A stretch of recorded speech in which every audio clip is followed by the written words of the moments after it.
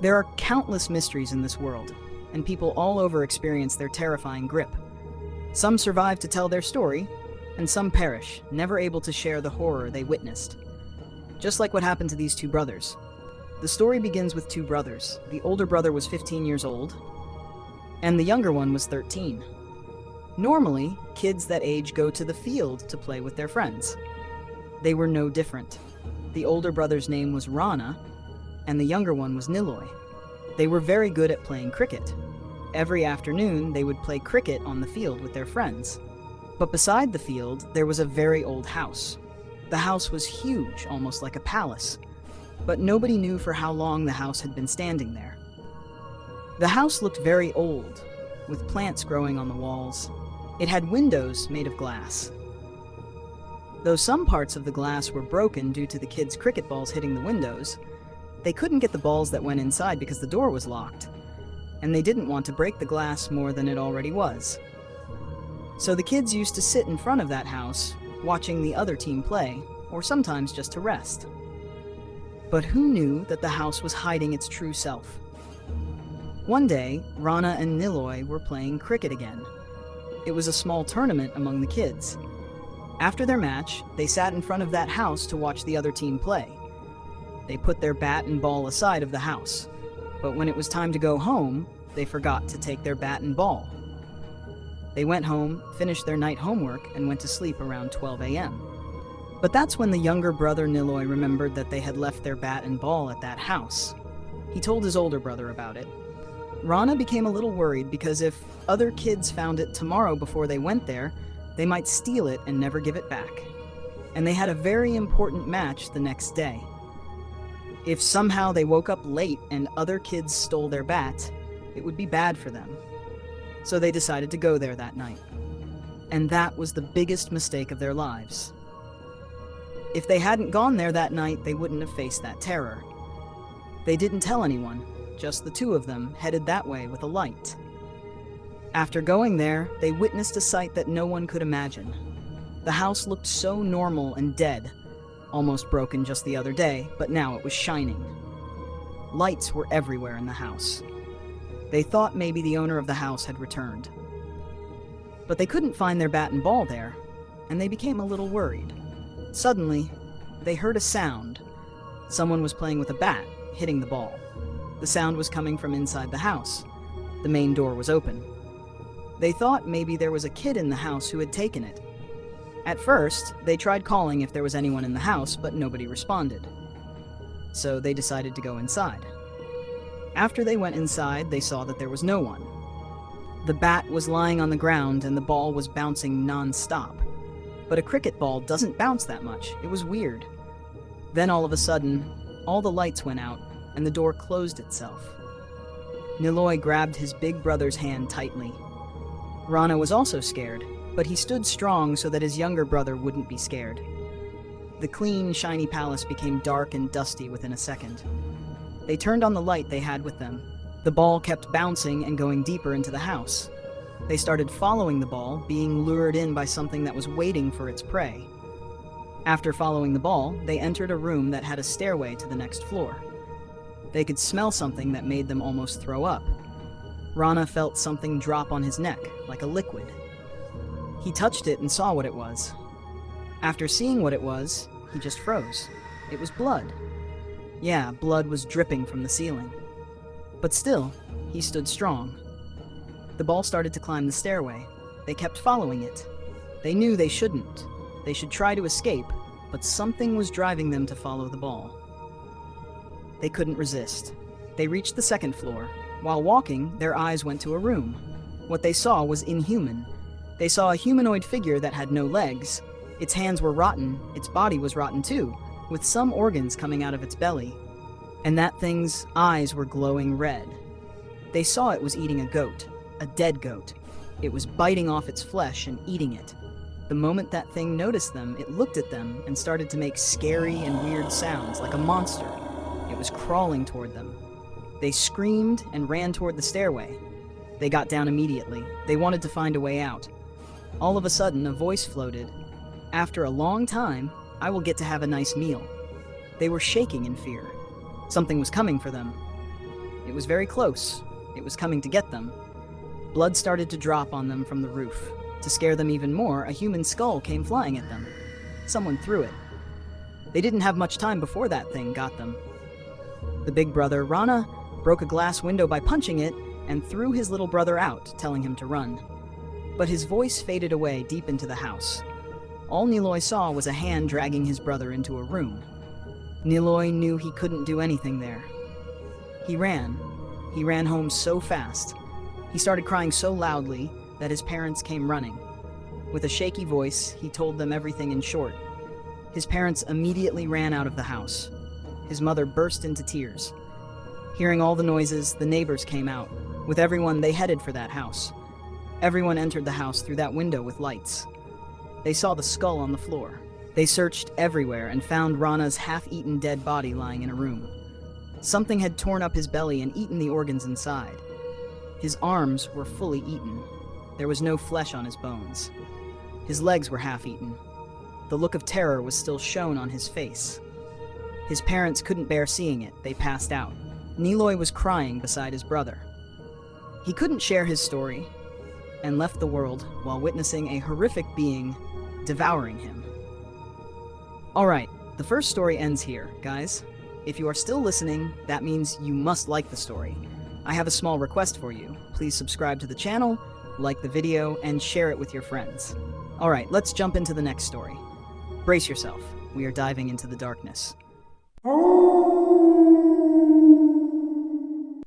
Imagine you stole something from a dead body, and now the soul of that person is hunting you for it. Does it sound absurd? Well, something like this actually happened. Around 1980 in Bangladesh, there was a sick woman. She was rich and had many pieces of jewelry made of gold. Suddenly, she fell sick. It was an unusual disease. Her body was swelling. Around that time, Bangladesh wasn't very developed, so normally there weren't many skilled doctors. At first, the lady didn't think too much about her illness. She thought it would go away after a while. But as time passed, her body was swelling even faster. Her family members took her to a well-known hospital, but the doctors couldn't identify her illness. She was admitted to the hospital, but her body kept swelling. She was wearing 2 heavy gold bracelets on her wrist. They were special to her. She didn't want to take them off, even though her hand was swelling and the bracelets were getting stuck on her wrist. She was sleeping that night while everyone else was asleep. But the next morning, everyone saw a tragic scene. That woman's body had puffed up more than anyone could imagine. It was like a balloon, and she was dead. Her family members cried. They loved her. After they took her body home, they started preparing to bury her. Her daughter was taking off the jewelry from her neck, but when she tried to remove the bracelets, it was impossible. Her wrist was too swollen. They couldn't take the bracelets off without cutting her wrist. They couldn't do that, so they buried her body along with the bracelets. Well, the news spread through the village. After hearing that, a guy named Rokib and his friend Mojid had a horrible idea. They were financially weak, so they planned to dig up that woman's grave and steal the bracelets. They were already married, but didn't have children yet. They didn't tell their wives about the horrible plan they made. So Mojid and Rokib decided to go there as soon as possible, before the body started to rot. That night, Rokib got out of bed in the middle of the night. His wife was sleeping. They had already decided to meet up under the big tree in the village. After they met up, they headed for the grave on foot. They had tools for digging the grave. Finally, they arrived there. It was a very dark night. They only had a small light with them. The area looked so quiet and dead. A cold wind was flowing slowly, leaves were shaking slowly. They started digging. At some point, they revealed the body. Her body looked so scary. A puffed up, half-rotten body, teeth coming out, skin falling off. How could this happen to a body just in one day? It was very unusual. A shock of fear ran through their bodies, but they didn't back off. Rokib took out a sharp, heavy knife. He separated her wrists and took the bracelets. The weather seemed to have gotten worse. Lightning started to roar, and a strong wind began to blow, like nature itself would demolish them. They threw the palms of her hands into the grave and put the grave back how it was. They left with the bracelets. Each of them took one bracelet. When Rokib went home, his wife asked where he was coming from. He didn't tell her the truth and just made an excuse. They couldn't sell the bracelets now because everyone knew the woman was buried with bracelets. And everyone knew Rokib and Mojid were not wealthy enough to have gold bracelets. They decided to save some money by working and go to the city to sell the bracelets. The night after they stole the bracelets, Rokib was sleeping and felt someone grab his throat strongly, like trying to kill him. But when he touched the hand that was grabbing his throat, he got really scared and froze there. It existed only up to the wrist. Nothing was above that. Just a palm. His wife woke up and asked, "What happened? Why are you moaning?" He felt the hand let go of his throat and something jumped out the window. He told his wife that he was having a bad dream. The next day he met his friend Mojid and told him what went down last night. Hearing that, Mojid was very shocked because the exact thing happened to him too. But they thought it wouldn't be much of a problem. While working, they heard a voice whispering in their ears, "Return what you have taken." But still, they didn't care at all. It was night again, rain coming down so hard. Rokib had a pond near his house. He could see the pond through the window. He saw some fish were coming out of the pond because of the rain. He wanted to catch those fish. He took a bucket and a small light, then headed out to catch the fish. His wife was in the house. He started to pick up the fishes and put them in the bucket, but little by little he was walking far from his house. He wasn't noticing that he was walking toward the other side of the pond. That side was a bamboo grove. That area looked so dark. From a little far, he saw something moving under the bamboo grove. He thought small fish were jumping. He started heading that way. Rain came down harder and the lightning roared loudly. Sometimes the area lit up by the thunder. When he went under the bamboo grove, he saw something that he would never want to see. Fear ran through every vein. He just froze there, staring at those hands jumping around. Yeah, it was that lady's hand. Those hands were moving toward him. He wanted to run and scream, but no voice came out of his mouth. His feet were stuck there. He couldn't move. He thought that was the end of his life, but then he started to recite verses from the Holy Quran. He was reading loudly. He felt like he could move his feet again. He started running. But after going a little far, something grabbed his feet. He looked at it, and it was the hand. It grabbed his feet and was dragging him into the pond. He started reciting Quran even louder. The hand let go of him, and he saw his wife coming that way. He felt relieved. After going to the house, he asked his wife why she went there. His wife said she heard him reading Quran loudly, so she came to check on him. Then he told her everything that happened and told her everything about how they stole the bracelets. His wife got angry at him and told him to go to an imam tomorrow morning and ask what he should do. For those who don't know, an imam is a very important person, a religious leader in Islam who leads prayers in a mosque, a spiritual guide or teacher who helps people understand and follow Islamic teachings, and a person who is respected for their knowledge of the Quran and Islamic law. All right, back to the story. The next morning, he met up with his friend again and told him everything. His friend had also seen something scary. Last night, he was sleeping and then heard his wife screaming. He immediately got up and asked her what happened. What she told him shook him to the core. She said she was sleeping, and all of a sudden, she couldn't breathe. When she opened her eyes, she saw a horrible thing. She saw that lady standing beside her.